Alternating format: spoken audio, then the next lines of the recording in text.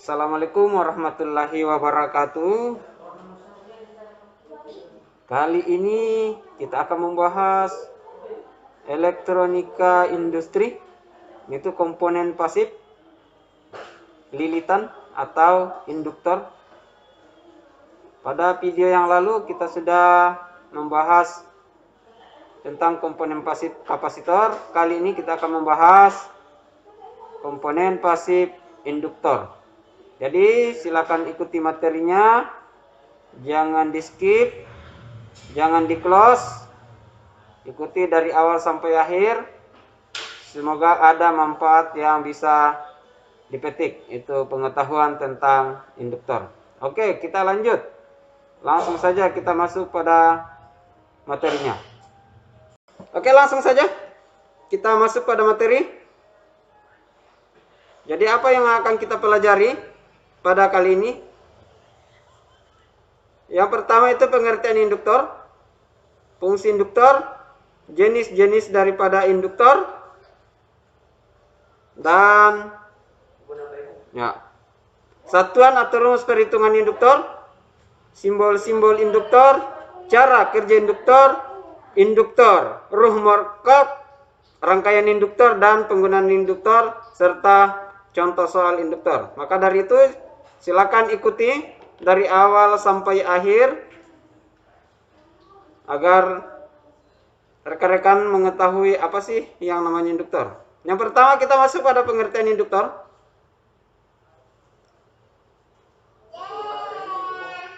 Nah, ini kita link ke situs cerdika.com.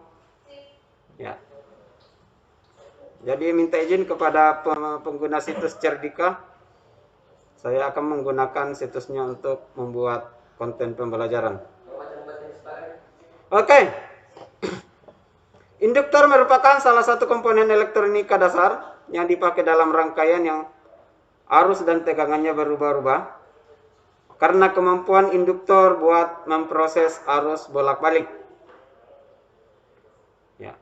Sebuah induktor ideal mempunyai induktasi, tapi induktor ini tanpa ada resistansi dan kapasitansi, karena dia tidak akan memboroskan daya.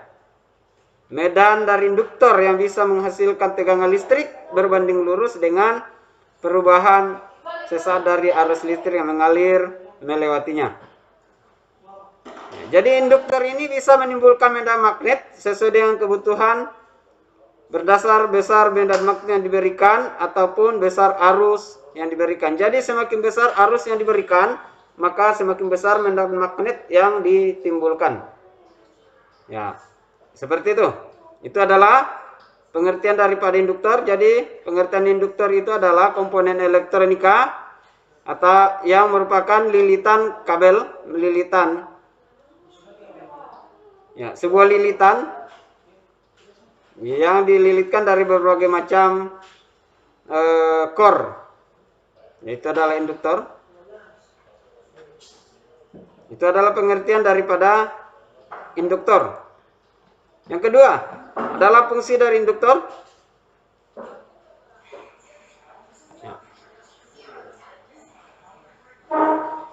Fungsi induktor. Ya, ini adalah induktor, sebuah lilitan terdiri dari beberapa lilitan dan ada macam-macam daripada induktor. Ini pengertian mempunyai banyak fungsi dalam kehidupan sehari-hari yang dipakai terkhusus di bidang elektronika dan peralatan listrik. Jadi fungsi utama dari induktor dalam suatu rangkaian itu melawan fluktuasi arus yang melewatinya. Ada beberapa fungsi daripada induktor, antara lain yang pertama menyimpan arus listrik dalam bentuk medan magnet, menahan arus bolak-balik atau AC, meneruskan atau meloloskan arus searah, sebagai penapis, sebagai penalan atau filter dan tuning. Ya, filter ini adalah memfilter, menyaring tegangan. Tuning ini biasanya dipergunakan di tuning ini mencari gelombang. Kumparan atau koil atau lilitan yang ada mempunyai inti udara, inti besi, inti perit, Di induktor juga tempat terjadinya gaya magnet. Ya. Jadi bersama kapasitor, induktor bisa berfungsi sebagai rangkaian resonator yang bisa beresonansi pada frekuensi tinggi. Kalau dua induktor atau lebih yang terkoppel secara magnetik membentuk transformator, nah trafo. Jadi trafo juga termasuk induktor. Selanjutnya pelipat ganda tegangan yang dialirkan dan sebagai pembangkit getaran. Jadi komponen induktor biasa diaplikasikan pada alat-alat elektronika seperti motor listrik, relay, speaker, mikrofon, transformator, dan masih banyak lagi lainnya. Oke, itu adalah fungsi daripada induktor. Ya. Selanjutnya, kita masuk pada jenis-jenis induktor. Yang pertama adalah induktor iron core induktor. Ya. Iron core induktor. Jadi jenis yang pertama adalah iron core induktor. Ya, seperti ini gambar daripada iron core induktor. Ya. Iron core merupakan jenis induktor yang punya inti dari bahan besi. Besar inti besi yang dipakai pada sebuah induktor yang sangat bermacam-macam, tergantung dari kebutuhan. Jadi besarnya inti besi yang ada pada induktor itu ya tergantung daripada kebutuhan. Semakin besar inti besi, maka arus yang dialirkan itu semakin besar. Ya. Yang kedua, air core induktor, yaitu konduktor berinti udara. Air core induktor merupakan jenis induktor yang memakai inti dengan bahan udara. Ya, induktor jenis ini bisa disebut juga dengan induktor tanpa inti. Jadi dia hanya dililit. Jadi inti besinya menggunakan intinya atau core-nya menggunakan iron atau besi yang di tengah. Kalau air core induktor itu dia lubang di tengah, itu dia menggunakan udara. Selanjutnya ada lagi yang ketiga, namanya ferry core induktor. Ya, ferry core induktor ini merupakan jenis induktor yang memakai inti daripada berbahan ferit atau magnet. Induktor yang satu ini banyak ditemui di rangkaian-rangkaian elektronika yang cukup rumit. Jadi induktor ini, lilitan ini mempunyai inti atau core dari berbahan magnet. Nah, seperti itu. Jenis yang keempat itu toroidal core induktor. Ya. Toroidal core induktor merupakan jenis induktor yang mempunyai bentuk lingkaran atau O, seperti bentuk cincin atau bentuk donat. Ya, biasanya pada rangkaian penalat televisi. Induktor ini biasanya ada pada rangkaian televisi. Seperti ini. Ya, bedakan yang tadi inti udara dengan inti ferit, inti toroidal. Nah, toroidal atau inti yang berbentuk bentuk melingkar. Ada laminated core induktor. Laminated core induktor merupakan jenis induktor yang inti terdiri dari beberapa jenis logam. Beberapa jenis logam tersebut disambung secara paralel dengan sekat berbahan isolator. Ya, ini adalah laminated core induktor. Ya, dia berinti beberapa jenis logam yang disambung secara paralel dengan sekat berbahan isolator. Jadi biasa ditemukan di trafo, transformator. Ada variabel induktor. Variabel induktor ini merupakan jenis induktor yang besar kecilnya dinilai induktansi bisa diatur sesuai dengan keinginan. Biasanya induktor yang saat ini memakai bahan ferit. Induktor ini biasa digunakan pada trim pot. Ya, pada trim pot. Nah, kita sudah membahas apa itu trim pot pada video yang lalu. Ya, ini laminated ini biasanya digunakan di trafo, baik trafo step up maupun trafo step down. Nah, ini laminated. Saya rasa kita sudah melihat semua. Ada iron, jenis-jenisnya ada iron core induktor, ada air core induktor itu berinti udara, ferrit core induktor berinti magnet, torial itu berinti bermacam-macam bahan besi yang berbentuk O, laminated core induktor itu berbentuk berbagai macam plat logam yang disusun. Ya, ada yang berbentuk L dan ada yang berbentuk E. Itu pada trafo, transformator. Ini laminated core. Ada variabel induktor. Variabel induktor ini biasa kita dapatkan di trim pot. Ya, biasa ada di dalam yang diputar, trim pot. Nah, biasa juga kita dapatkan pada parko. Ya, itu adalah variabel, itu adalah macam-macam daripada induktor. Ya, jadi kalau ada pertanyaan, silakan tulis di kolom komentar. Kita akan bahas bersama-sama. Oke. Pengertian tadi sudah, fungsi sudah, macam-macam induktor sudah. Kita masuk pada nah, ini ada 5 tadi, torial, ferrit, mana. Tadang. Ada variabel, iron, ada air core, ada ferrit. Iron core ini berinti besi, berinti udara, air core induction, ferrit berinti magnet. Nah, toroidal yaitu berbentuk bulat, besi berbentuk bulat. Laminated itu berbentuk plat yang disusun, dan variabel. Jadi itu. Kita masuk pada satuan dan rumus perhitungan induktor. Ya, satuan dan rumus perhitungan daripada induktor. Nah,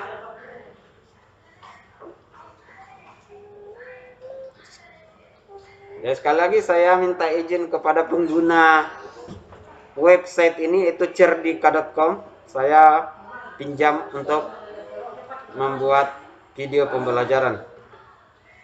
Jadi kita langsung masuk pada rumus. Ya. Menurut hukum Faraday, semua perubahan flux magnet akan menghasilkan tegangan induksi yang besar. Yang besarnya itu FL sama dengan N kali deflux magnet per dt. Ya, laju perubahan arus dalam satuan itu dt sama dengan permeabilitas material inti kali N pangkat 2. N itu adalah banyaknya lilitan pangkat 2 dikali A itu adalah luas penampang inti, bagi I atau yaitu panjang induktor, dikali DI.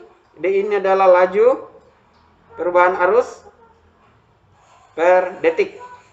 Ya, DI laju perubahan arus per detik. Ya, DT itu adalah detik. Ya. Oke. DI per DT itu adalah laju perubahan dalam satuan A per sekon. Nah, ini adalah rumus perubahan magnetik yang menginduksi pada tegangan besarnya. Untuk perhitungan nanti kita akan buat video yang lain, karena nanti durasinya terlalu lama.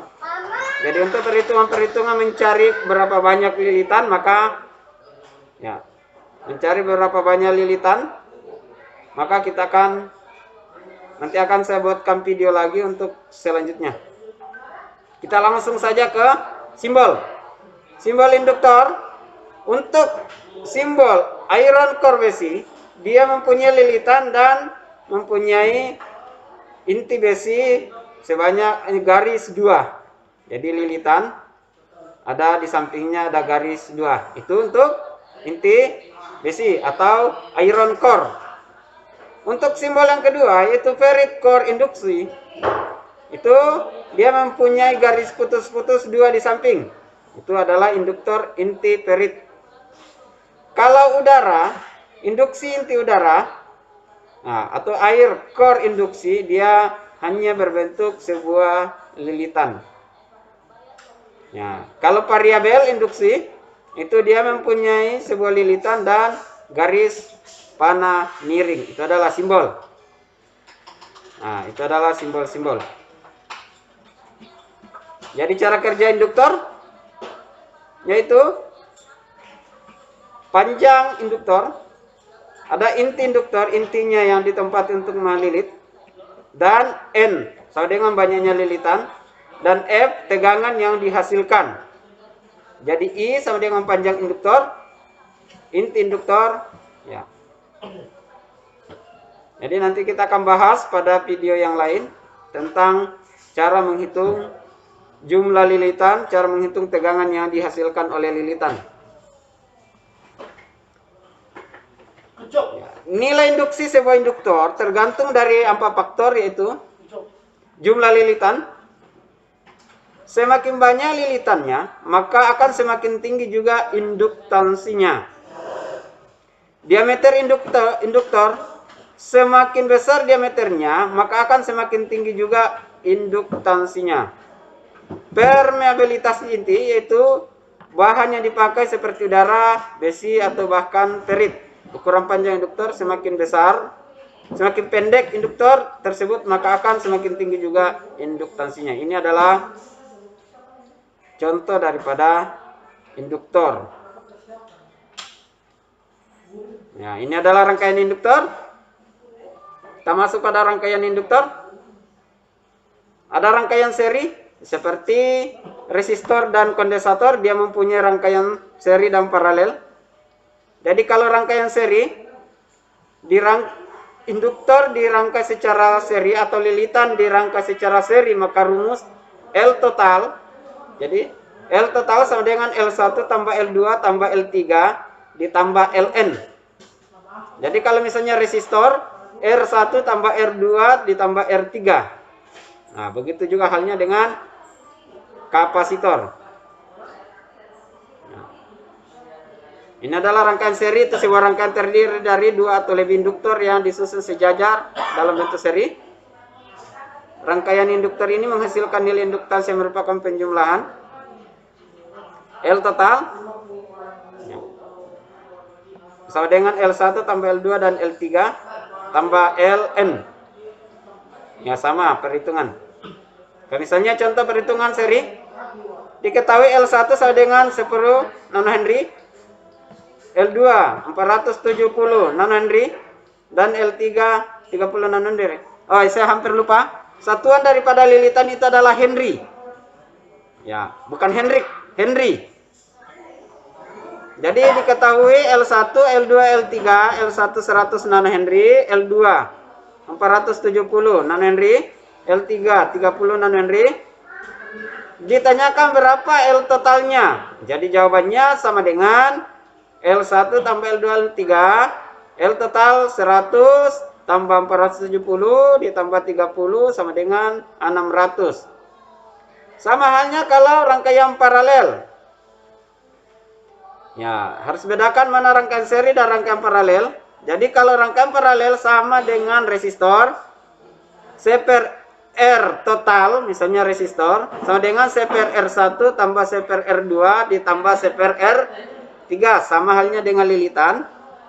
Lilitan C per L total sama dengan C per L1 ditambah C per L2 ditambah C per L3. Nanti disamakan penyebutnya, ditambah di atas, maka kita akan sudah dapatkan. Nah, seperti ini. Ya. Diketahui L1 100, L2 300, L3 30, ditanyakan L total, maka jawaban C per L total sama dengan C per L1 tambah C per L2 ditambah C per L3.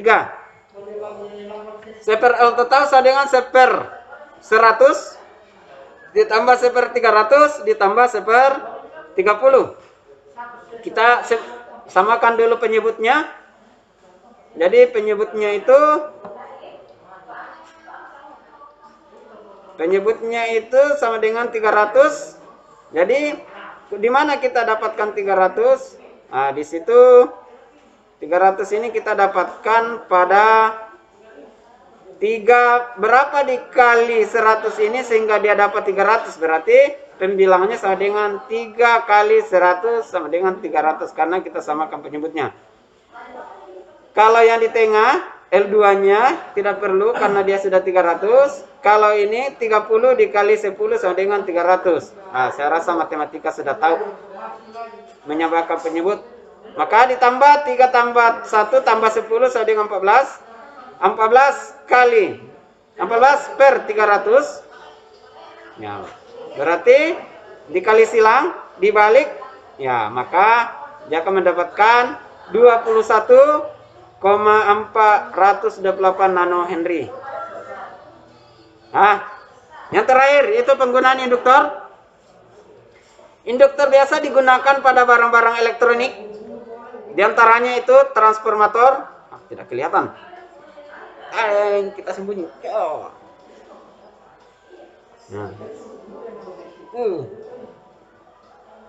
Nah. Ada yang pertama itu transformator. Yang kedua motor listrik. Transformator itu adalah trafo. Baik trafo step up maupun trafo step down. Motor listrik yaitu dinamo. Bahasa kampungnya dinamo. Motor listrik. Relay. Ya. Speaker dan mic. Filter frekuensi pada rangkaian audio. Dan masih banyak penggunaan lilitan. Sama buser apa segala. Oke? Kalau ada pertanyaan, silakan tulis di kolom komentar. Kita akan bahas bersama-sama tentang lilitan atau induktor. Jadi biasa kita dapatkan fungsi induktor itu dari transformator, motor listrik, relay, speaker dan mic, filter frekuensi pada perangkat audio. Nah, jadi kalau ada yang pertanyaan, kalau speaker dan mic itu termasuk induktor apa? Ya, itu termasuk induktor core ferrit karena dia dalam bentuk magnet. Intinya dalam bentuk magnet. Kalau transformator, induktornya apa? Induktornya adalah, nah, siapa yang tahu? Ada yang tahu? Induktornya adalah, nah, mana tadi? Nah, induktornya adalah laminated. Nah, laminated core induksi. Jadi misalnya kita lihat laminated core induction. Jadi dia berbentuk seperti, coba lihat gambar. Nah, dia seperti ini, laminated core induksi ya. Laminated core induksi. Jadi dia berbentuk trafo. Ini yang biasa kita dapatkan di dalam trafo. Laminated core induksi. Nah, trafo. Kalau variabel ini untuk trim pot. Biasa didapatkan di trim pot. Mana tadi? Di bawah. Nah, kalau motor listrik itu adalah induktor apa? Iron. Nah, dia berinti besi. Nah, inti besi, motor listrik. Kalau relay, dia inti. Nah, relay. Dia juga inti besi. Oke, demikian. Kalau masih kurang, silakan akses sendiri di internet. Demikian perjumpaan kita pada lilitan. Demikian lilitan. Terima kasih. Jangan lupa di like. Kalau misalnya bermanfaat, silakan dipelajari. Ya, jangan lupa di like dan di share kepada teman-teman. Ya. Demikian. Assalamualaikum warahmatullahi wabarakatuh.